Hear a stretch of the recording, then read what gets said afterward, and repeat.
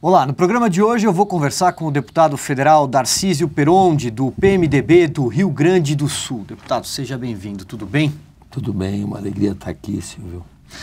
Bom, o senhor recebeu a missão de ser o relator da PEC 241, proposta de emenda à Constituição, que trata do teto dos gastos públicos, uma das principais medidas do governo Michel Temer. Eu queria perguntar para o senhor inicialmente, que texto chegará ao plenário e quando? Silvio, primeiro, por que essa emenda constitucional? Nós queremos transformar o Brasil. A crise, a carestia é verdadeira. Em 2013, o povo, com as manifestações, deu um recado para os políticos e para o governo na época do PT. Olha, mudem, porque a crise é séria. Nós estamos vendo uma crise sem precedentes. Brasília tremeu em 2013 e Brasília não entendeu. Veio o 14, foi estelionato eleitoral, a campanha, e a crise piorando. Inflação, desemprego, fechamento de empresas, juro alto, inflação, comendo o salário, comendo a renda e aumentando a carestia. E o povo nas ruas cobrando, pressionar o impeachment, é óbvio, o impeachment porque ela cometeu crimes de imunidade fiscal, a Dilma, mas a crise foi o motor. Se não houvesse a carestia, ela estaria aí. E aí o Congresso respondeu com o impeachment. Agora, o impeachment não foi só para tirá-la. A classe política tem que responder, porque a crise é verdadeira. E o Michel assumiu a presidência da República e veio para transformar. Michel veio para transformar. Já como interino apresentou propostas e com 20 dias de governo mandou a sua primeira proposta, que é transformadora e corajosa. O Michel está convencido que a crise é verdadeira, que isso é importante para qualquer líder. E a crise maior, além da moral, ética, é a fiscal de um governo que, nos últimos 7 anos principalmente, cuidou do dinheiro público, que é dos impostos, das contribuições, dinheiro da população, pior do que o seu. O PT fez isso. O PT diz assim, é pecado cuidar o dinheiro público igual ou mais do que o seu, e ao contrário. O Homero dizia 300 anos antes de Cristo, quando dava as aulas de gestão pública, todo gestor não pode gastar mais do que arrecada, tem que cuidar o dinheiro seu, dinheiro público igual ou mais do que o seu, não roubar e não deixar roubar. Foi tudo isso que o PT não fez. E deixou um buraco fiscal nas contas públicas sem precedentes na história da democracia brasileira. Agora, para aprovar uma emenda... tem que ser enfrentado. Então, o governo, assim, gastou muito mais do que arrecadava, fez programas sem pensar no pagamento, tem a Bolsa Empresário, tem o subsídio às empresas, que tem um custo enorme, tem o descontrole absoluto dos benefícios sociais, tem a conta da Copa do Mundo, tem a conta das doações fiscais, e estamos com um buraco fiscal esse ano de quase 3% do PIB, um cheque especial de 170 bilhões. O governo queimou todos os cartões de crédito, das lojas e todo o cheque especial. Assim é o governo. Então, em 4 anos dá colapso. Então, Michel teve essa coragem. Para aprovar uma emenda à Constituição é preciso um quórum alto, quórum qualificado. E a proposta do governo não agradou 100% dos congressistas, o que é natural, né? Está lá o legislativo para isso. Que propostas dos deputados o senhor pretende acatar, vamos dizer assim, para reformular alguns pontos do texto enviado pelo Executivo? Silvio, eu não te respondi a uma primeira pergunta, eu quis passar o porquê disso, Não, o relatório está quase pronto. A presidência da comissão, o deputado Danilo, que é extraordinário deputado do PSB, deve convocar a comissão para a semana que vem, provavelmente. Eu devo ler o relatório. Está nosso plano da comissão e do presidente da comissão, a semana que vem, ler e votar. A semana, governo forte põe quórum. Aí nós temos quórum. Então, para responder a primeira pergunta. A segunda, das contribuições dos deputados com as emendas, sim, foram muito ricas. As emendas do PT eu rejeitei, porque as emendas do PT têm a marca da gastança, da irresponsabilidade, daquela família que a mulher e o homem gastam sem medida e os filhos também e quebram. Ou o chefe da família homem, o chefe da família mulher, perdeu o emprego, o que está acontecendo agora, 5 milhões de desempregados em 7 anos no governo da Dilma, estamos com quase 12 milhões de desempregados. Então, de repente, a mulher, chefe da família, perdeu o emprego, desequilibrou as finanças. Então, tem que começar a cortar. E assim o governo está. O governo da Dilma, irresponsável, que levou esse Estado. Então, as emendas do PT têm a marca da gastança. Né? Então, vamos lá. Mas, primeiro, eu acho que para o teu telespectador, Silvio, assim, o que é a PEC? Se tu me dá chance de mostrar. Vamos lá. Em 2 minutos. Então, essa emenda, o governo Michel, corajoso, firme, está propondo pela primeira vez na história do Brasil reformar a Constituição para atacar a gastança, como se faz na economia da família ou numa empresa que sofreu perda de mercado, etc, etc. Ou a família que se perdeu nas contas tem que começar a cortar. Então, tem que reduzir a despesa primária. É tudo aquilo que entra de impostos e tudo aquilo que sai da gastança. Então, tem que reduzir a gastança. Então, a proposta reforma a Constituição para enfrentar a despesa primária. Depois tem a despesa financeira que a gente pode conversar. Então, haverá um limite global de gastos a partir de 2017. Cada poder judiciário que gasta muito, Ministério Público, Defensoria Pública, Poder Legislativo, Poder Executivo, vão ter um limite de gastos a partir do ano que vem. E a cada ano o gasto de cada poder vai ser reajustado até a inflação. Até a inflação. O governo da Dilma, irresponsável, inconsequente, ela devia estar na cadeia, ela, o Barbosa, o Agostinho, o Manteiga, não pela corrupção, mas por ter cuidado mal do dinheiro público, gastaram de forma irresponsável. O governo Dilma, nos últimos 7 anos, gastou 50% acima da inflação e a receita cresceu 17%. Não tem conta que fecha. E como entramos em depressão, a receita afundou. Então, isso tem que ser enfrentado. Então, cada órgão, cada poder vai ter aquela caixinha de recurso e por 20 anos, com 10 anos pode ser mudado, o projeto é de 20 anos, porque o paciente é grave, está na UTI, precisa ficar muito tempo na UTI, depois ir para a UTI intermediária, depois para um quarto e depois ir para casa. Então, durante 10 anos, no mínimo, é aquela caixa, aquele limite de gasto reajustado até a inflação. Então, é um programa que vai melhorar até lá, deputado? Como? E se a economia se recuperar até lá, por exemplo? Viva! Mas o paciente é grave. Nós estamos com um déficit de quase 3%. Esse ano diminuímos de tamanho quase 4% e um buraco fiscal de 3%. Nós vamos, para sair do cheque especial, vamos levar 4, 5 anos. Sair do cheque especial, para começar a sobrar um pouco para equilibrar as contas da família ou da empresa ou do governo, que é enorme. Então, se nós em 8 anos sairmos e começarmos a ter superávites bons, vamos soltar foguete. Eu acho que em 4, 5 anos a gente sai do cheque especial, mas tem a conta para pagar. E a conta é pesada, porque essa conta é tão pesada, viu, que daí entra a dívida bruta, que cresce, que o governo se financia com a poupança dos brasileiros. Mas vamos voltar para a PEC. Então, pela primeira vez, E o poder que não se enquadrar, no outro ano, se ele não se enquadrou no outro ano, o orçamento dele vai ser menor.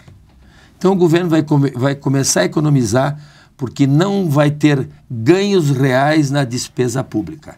Tá? Só vai ter o aumento até a inflação. O que vai ser preservado são a educação e a saúde dentro deste modelo. Então, é para reduzir o gasto. Reduzindo o gasto, o governo pode financiar sua dívida, que é brutal, que é explosiva. Porque o governo do PT foi tão irresponsável que ele gastou o que entrava e saía e ele se financiou com uma outra torneira que os países têm, que eles se financiam vendem títulos de tesouro no mercado, que desde o funcionário público, a viúva, o poupador da poupança estão financiando a dívida do governo. A Dilma aumentou em mais de 50% a dívida interna bruta, que tem um juro de quase 15%. Isso tem um peso enorme. Então a Dilma gastou dos impostos o que não podia e foi no mercado quase mais do que 50%, dobrou a nossa dívida, quase mais de 50%, não que dobrou, foi 50%, 60% que ela aumentou. Então tem que baixar o juro. Olha, o paciente é grave, por isso que precisa tempo. A proposta dura de 10 a 20 anos. Se chegar nos 10 anos, pode mudar o indexador.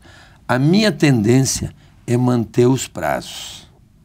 Mas a inteligência da consultoria legislativa, que são consultores preparadíssimos que a Câmara tem, e mais a inteligência do governo, e eu sou relator junto com alguns colegas que estão comigo, eu estou vindo para ver.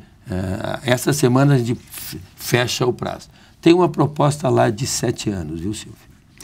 Para usar uma metáfora que o senhor empregou agora há pouco, o paciente é grave. Vamos falar então da saúde, que aliás é uma área que o senhor trabalha, atua no Legislativo há alguns mandatos. Uma das emendas, uma das propostas, o deputado Marcos Pessana, por exemplo, é para ampliar o percentual para a saúde. Como que o senhor pretende conduzir essa questão da saúde? Então vamos lá.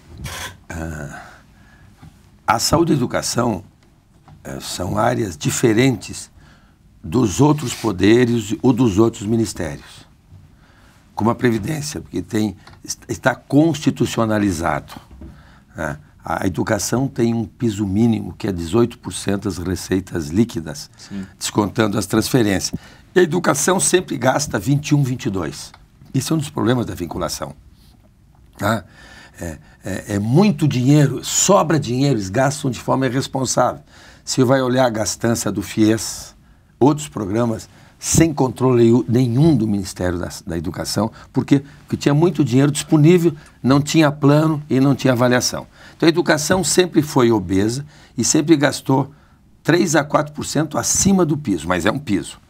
A saúde também é um piso, que era a emenda constitucional 29, que eu fui um dos lutadores, junto com o Serra, o Padizé, o Cecino Queiroz, que está no céu, o Moscone, que está lá em Minas, o Eduardo Jorge, que está aqui, uns 5, 6 que trabalharam isso com o Serra em 99 e 2000. Então é um piso.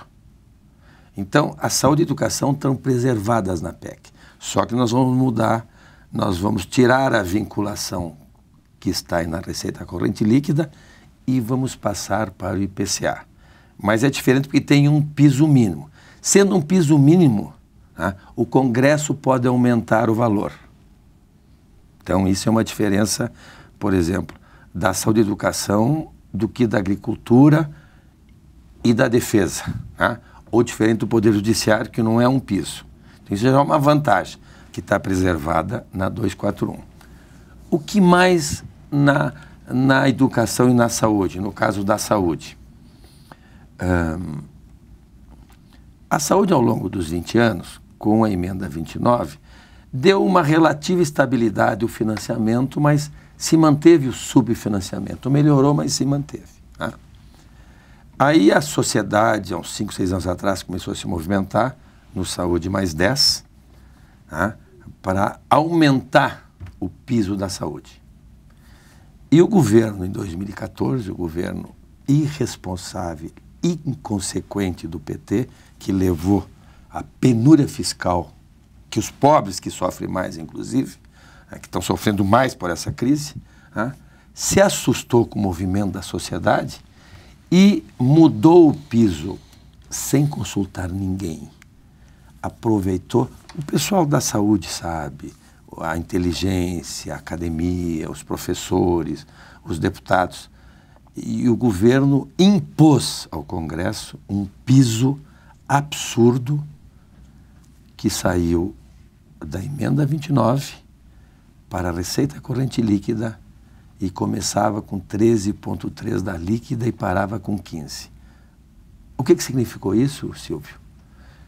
E o Conselho Nacional de Saúde sabe, os deputados sabem, até deputados da saúde ligados à oposição agora sabem, foi a pior coisa que aconteceu. O governo impôs uma mudança em 2014 e 2015 e nós não conseguimos convencer o parlamento, que tinha emenda impositiva junto, e o piso que o governo petista impôs ao Congresso fez um buraco extraordinário. Já este ano. Este ano, se o Congresso não tivesse consertado, o piso da saúde teria 13 bilhões a menos. Por quê? Porque a receita, o país parou, desde 14 começou a parar. E a receita corrente líquida fez isso aqui, caiu, e o piso estava alimentado pela receita corrente líquida, e a receita era baixinha, mandada pela Dilma e pelo Manteiga, e fez uma perversidade, ou diria mais, Silvio, malignidade contra o piso da saúde. O governo petista. O que a 241 faz? Ela vai preservar o piso da saúde. O piso é o básico para incidir a inflação a partir de 2007. Vai preservar. Nós estamos trabalhando com o governo e a inteligência legislativa da Câmara para consertar parcialmente a perversidade que o governo PT fez com o piso da saúde. Então, portanto, vamos melhorar. Só que não vamos consertar, porque já havia desfinanciamento. E o governo Dilma piora, mas nós vamos consertar o estrago, parcialmente, vamos melhorar, e eu posso dizer aos telespectadores da TV Veja que o dinheiro da saúde, portanto, não diminui, não congela e vai aumentar. E da educação, mesma coisa, só para encerrar da educação. Da educação, caros professores, da educação, o piso mínimo da saúde não vai diminuir, da educação vai aumentar, e o Fundeb e o salário de educação, que são fundamentais para o ensino médio, ensino fundamental, serão preservados e estão fora do teto. Tem alguma possibilidade de o senhor acatar uma emenda que contemple os governadores, por exemplo? Porque os estados vivem aí uma quebradeira danada. O estado do senhor, por exemplo, vive uma situação para lá de crítica. O meu estado é um deles. E a gente sabe que tem uma movimentação de governadores para tentar... O meu estado já é uma crise dos últimos 30 anos. Dos últimos 30 anos com os governos militares. Depois tivemos na democracia 2 governos petistas que afundaram, principalmente o último. No caso, o Rio de Janeiro é o melhor exemplo, porque está numa insolvência. E outros estados virão. Mas a culpa não é do quadro federal. A depressão econômica afetou. Mas os governadores, há uns anos atrás, o governo petista flexibilizou a lei de responsabilidade fiscal e permitiu que os poderes nos estados infringissem na questão de pessoal a LRF. E os estados gastaram em folha de pagamento, a valer, Poder Judiciário, Tribunal de Contas, etc. Então, essa responsabilidade não é federal. O governo federal fez o que pode e fez o acordo da dívida. Os estados estão contemplados na Lei 257, que nós votamos na Câmara, e está no Senado, e ali contempla, ali está um pouco do controle de gasto, se os governadores assim o quiserem, na acordo da dívida que está no Senado, os governadores têm extraordinárias ferramentas para enfrentar a gastança que muitos o fizeram. Mas os governadores também sofreram, como o governo anterior errou de mão na condução da macroeconomia e afetou não só você e eu, os desempregados, os empresários, quem sofre, mas afetou também a arrecadação que atingiu a prefeitura e os estados, não é? O senhor fala com bastante propriedade de que a PEC vai passar, né? Claro, o senhor é relator da proposta, mas é preciso um quórum alto, como eu disse agora há pouco. E a base do governo ainda não enfrentou um teste desse tamanho, mas pode ser que seja praticamente o primeiro grande teste. O senhor está seguro mesmo de que essa emenda passa na Câmara? Eu acredito que vai passar. O presidente Michel Temer tem atuado nas bancadas, tem conversado pessoalmente ali com os líderes, com os deputados? Primeiro, assim, todo líder tem que ter confiança, fé no que propõe. E o Michel tem consciência plena que o paciente está grave, muito grave. Esse paciente são as contas públicas. E se o governo não reduzir a gastança, aí sim todos vão perder, os pobres principalmente, né? Porque não pode pedir dinheiro. O pobre não pede dinheiro para outro pobre, né?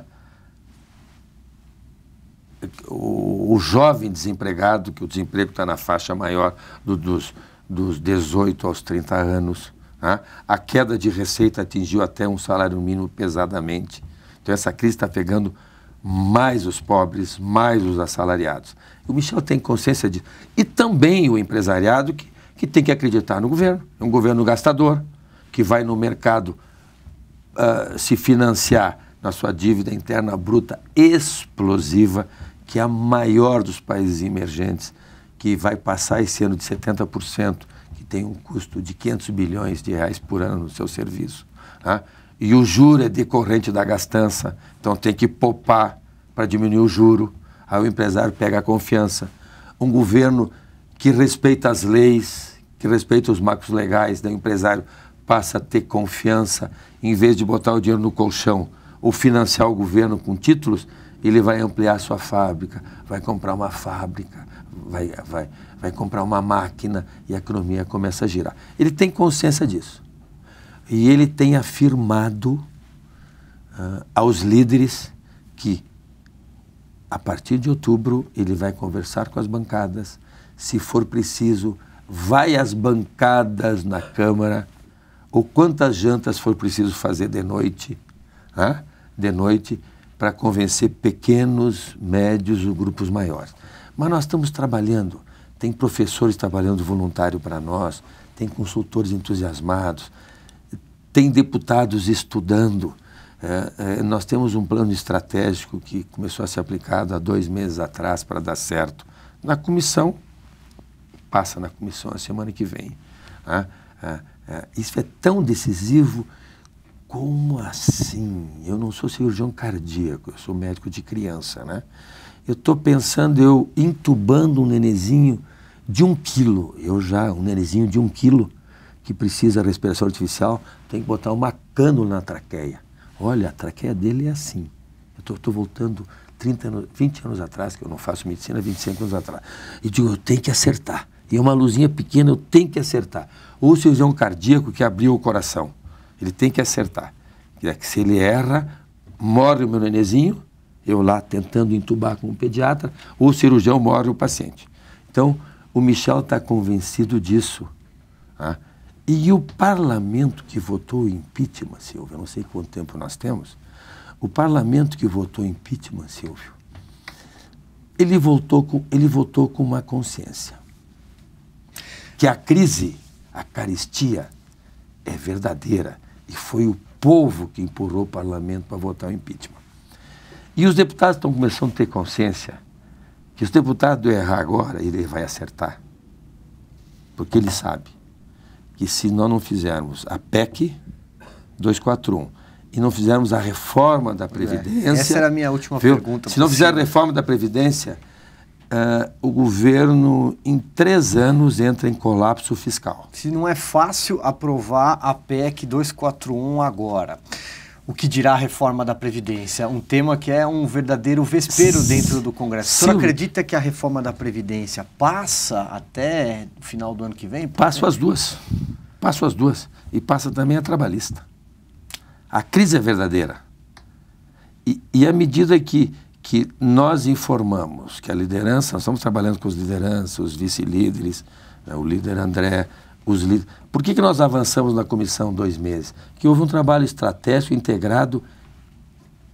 Acho que você está surpreso. Nós temos um relatório quase pronto. Tem muitos articulistas, mas está quase pronto? Já dá para votar semana que vem? Sim, já dá. E o Maia põe em votação a PEC no mês de outubro. E nós vamos mandar na primeira semana de novembro para o Senado. Porque está havendo um trabalho integrado, liderado pelos líderes da base e pelo Michel. Isso está sendo pensado. Não é brincadeira, repito. É um pediatra tentando entubar um nenezinho de 1 quilo ou um cirurgião salvar que abriu o peito. A situação é grave. Pessoal, a situação fiscal das contas públicas é grave. Se não fizer a redução dos gastos e a reforma da Previdência, daqui 4 anos os funcionários públicos não recebem o salário, se fecha a escola, se fecha o hospital, os aposentados não vão receber. Haverá uma corrida a banco, tipo do Plano Collor, talvez como na Grécia. O Michel fez a opção de fazer um ajuste fiscal mais lento e gradual, mais consistente e seguro, do que na Grécia, que foi abrupto.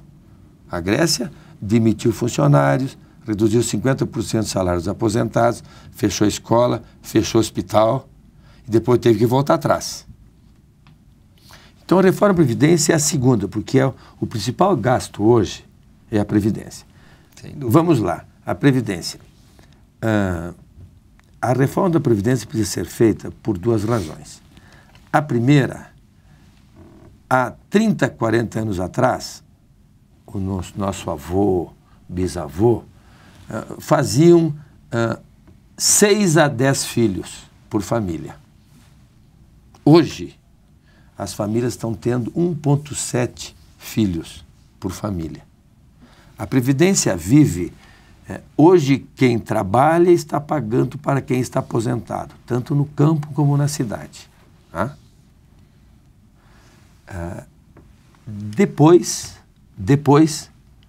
quem vai entrando no mercado vai pagando porque está aposentado. Então, cada vez menos gente nascendo. E tem que pagar os aposentados, que vão viver mais. A longevidade pela medicina, cuidados primários, medicina de prevenção, preventivo que cresceu extraordinariamente, as pessoas vão viver 85, 90, 100 anos. Então vai ter menos criança nascendo, então menos jovens para entrar no mercado de trabalho para sustentar a Previdência e mais gente na Previdência.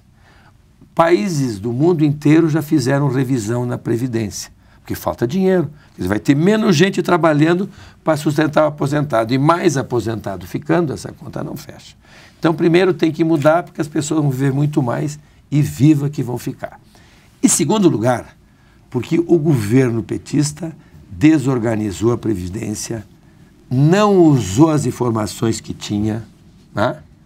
Administrou errado e tem buracos de gestão enormes. E este ano o buraco da Previdência vai ser no regime geral de 130 bilhões e na Previdência Federal de 60 bilhões. A Previdência Rural tem um buraco de 100 bilhões. A Previdência Pública de 60 bilhões. Não fecha. Então nós vamos mexer na idade mínima. Todo o direito adquirido vai ser mantido. Quem não se aposentou até 50 anos de idade vai entrar nas regras novas. Quem está aposentado vai manter todo o seu direito, aposentário que está me vendo, todo o seu direito está mantido. Mas Quem não se aposentou até os 50 entra na regra nova. Dos 50 aos 65 pagará um pedágio. O governo já começou a reforma da Previdência com medidas internas de gestão. Já começou a ter resultado. Sabias? Já começou a ter resultado. Então, a reforma da Previdência é necessária. A reforma do novo regime fiscal, que é o relato, não vai bastar. Será imprescindível a reforma da Previdência e também o parlamentar, à medida que ele conhece os números e esse governo dialoga. Isso é um governo diferente, Silvio. O Michel é doutor, experiência de gestão, e tem 22 anos de parlamento. Ele sabe que vai passar pelo parlamento. E o parlamento que existe, com as suas riquezas, viu? E as suas limitações. Não vai passar, nós vivemos num regime democrático. Então o Michel já está dialogando. Ele vai lá. Isso foi um dos problemas da Dilma. Primeiro é que ela gastou o que não podia gastar e tinha que estar na cadeia pela gastança e não pela corrupção. Olha o que eu estou dizendo. Ela tinha que estar na cadeia pela gastança. Então, e também falta de diálogo. E o Michel conhece a realidade, tem diálogo. Então nós estamos dialogando. Eu falo agora como vice-líder do governo e não como relator. Esse governo está dialogando. Os deputados dizem assim, 8 anos que eu estou aqui, nunca me chamaram para conversar aqui no Planalto, e agora eu já vim 4 vezes aqui conversar com o presidente, os líderes, vice-líderes. Diálogo, sinceridade, verdade. E isso está fazendo com que os deputados que votaram impeachment, com a consciência que iam votar reformas, e agora nós estamos alimentando, e esse programa serve para isso, que muito deputado que vê, todos os dados que a gente tinha aqui, e eu não apresentei porque é muito papel. É muito papel. Deixei tudo de lado. Até para não me atrapalhar. Infelizmente. Até para não me atrapalhar, tá, Silvio? Eu deixei tudo aqui. Então, é preciso. E isso tudo, Silvio, o que vai gerar? Confiança. Confiança de quem? De quem tem dinheiro para investir. Nós vamos recuperar a economia do país se o investidor, que na sua maioria é investidor privado brasileiro, que é também o funcionário público dos fundos de pensão, que é a vovó que tem uma poupança na Caixa e nem sabe que está financiando a dívida do governo, passa a ter confiança. Aí o empresário diz, opa, o governo está reduzindo suas contas, reduziu o juro, ele não precisa tanto da poupança interna, eu posso aumentar a minha fábrica, eu posso comprar mais uma máquina, eu não vou demitir funcionário, e aí a confiança volta ao emprego, que o emprego que está levando a desesperança aí de 12 milhões de brasileiros, principalmente, e a economia começa a girar. Já começou um pouquinho agora, ano que vem nós deixamos de emagrecer, esse ano a gente emagrece quase 4% do PIB, ano que vem a gente cresce 1,5%, no outro ano 2, 2,5% ou 3%, e aí a economia começa a melhorar, volta a confiança, a expectativa de que nós vamos nos recuperar, e em 5, 6 anos já melhora um pouco a economia, em 10 já começa aqui a nossa dívida, e nós retomamos um círculo virtuoso de crescimento. Juro baixo, inflação baixa, carestia sendo enfrentado, menos desemprego, mais receita para a saúde e educação. Este é o caminho, esses são os tempos novos. Por isso que eu acredito no parlamento. Primeiro, porque tem um executivo que está mandando proposta e dialoga. E segundo, porque se o deputado não votar isso, nós, políticos, poderemos ser banidos da política em 2018. Que o Brasil não vai dar para nós, Silvio, nós que eu digo, políticos, executivos ou legisladores. Eu acho que o parlamento não dá outra chance. E sei lá o que vai acontecer com a democracia. Muito bem, conversei com o deputado Narcísio Peronde, do PMDB do Rio Grande do Sul, que é o relator da PEC do teto dos gastos públicos. Deputado, obrigado por ter aceito nosso convite. Sempre às ordens. A nossa entrevista termina aqui, mas a programação de TV já não para. Até a próxima.